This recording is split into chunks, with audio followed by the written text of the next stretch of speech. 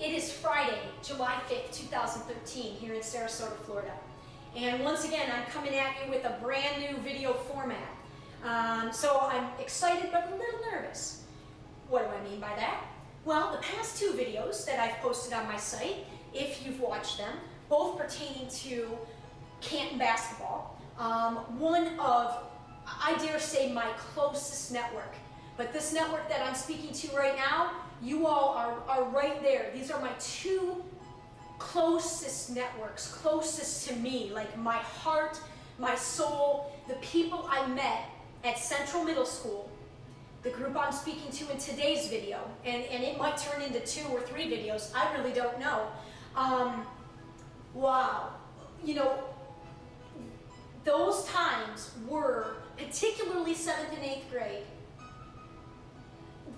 like 2 of the greatest years of my life. And I will say, up until recently, the past 3 years have been amazing, but in a very, very different way.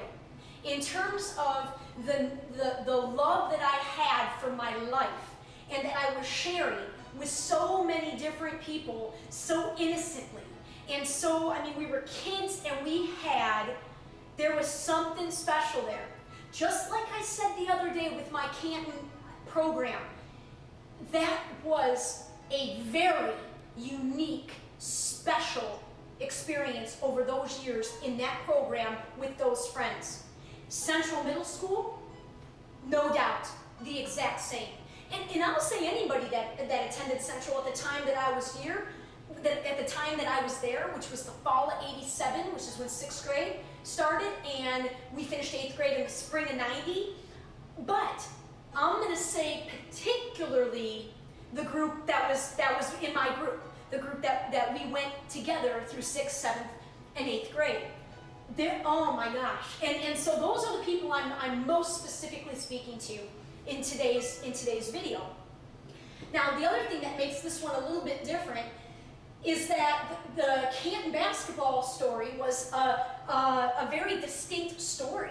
I have lived that memory over and over in my heart and soul hundreds of times. There was no way I could tell that story and not tell it well, like tell it in a manner that keeps people's attention and that were there, that care to have their attention kept by it.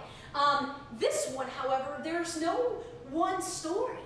It was 7th and 8th grade. I flippin' loved my life. Every part of it, but especially my friends and our lives at school, and even the little bit that we saw each other outside school, right? I mean, you couldn't drive, so we didn't spend a lot of time outside school, but I'll talk about the parties we had, because we had some awesome, awesome parties at people's houses. So, you know, let's just warm up by throwing out a couple of teacher names, you know, just so we're all on the same page, right? And we kind of get into that memory. 6th grade was not the best of years. I think I was just, you know, making that jump to middle school. We went to a big middle school. You know, if memory serves, there were damn near 1,000 of us at Central between the 3 grades. That's a big jump from little elementary school. And, you know, not surprisingly, when I became a teacher, the 2 years I was in the classroom, I taught middle school. I taught middle school, and I know I gravitated to that age specifically because of the experience I had at Central. Kind of ironic that I gravitated towards social studies because, interestingly, the worst teachers I had were all my social studies teachers. No offense to any of them, it's not personal, they just were not very good teachers. But we had a ton of great teachers at that school. And I had a number of them in 6th grade. Mrs. Fuller was awesome. Mrs. Davis, our English teacher, was phenomenal. She had, for the speech contest, Destiny, Choice, Not Chance, which the whole school participated in, 6th, 7th, and 8th grade. John Class won 1st place, as he reminded me, and I won 2nd, and we were both 6th graders, and we both had Mrs. Davis. So, I mean, she was a very, very good teacher. So 6th grade, though, I was just kind of getting used to middle school and kind of the jump, and we couldn't play sports. We couldn't play sports. Now, although we had been in the suburbs now for 3 years, and I had already started playing soccer on what would become another group I'm sure I'll be addressing directly in future videos, the Plymouth Lightning group. So my recreational sports were really, really awesome. But it wasn't that much. It was really just soccer, and I had just started playing basketball. So 7th grade, when I got to start playing sports, school sports, my entire world changed. I came alive at Central Middle School in 7th grade because of the sports. And then I was just off and running. And and let's start with Mark LaPointe. Quite possibly one of the greatest gym teachers. I don't care about saying these things. I think he's one of the greatest gym teachers. I'd put him up there with anybody in the country.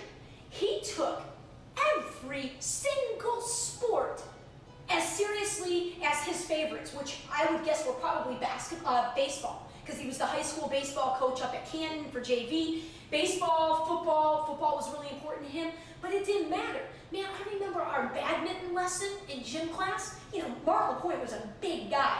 He had this little itty-bitty badminton thing, and he had this manner about him where he would just get in, he goes, it's here, and he would show the positioning and everything, and he had this like little itty-bitty badminton, and you kind of, as a kid, you want to make fun of all the adults in your life. You're like, is this guy seriously taking badminton this seriously? Like, are you kidding me with this guy?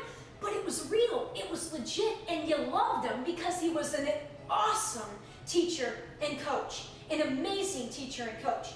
He almost ruined my social life in 7th grade because during basketball season, he pulled me into the boys, and you had B team and A team in middle school. And generally speaking, B team was your 7th graders and your A team was your 8th graders. But every once in a while, you'd have a 7th grader playing with the 8th graders on A team.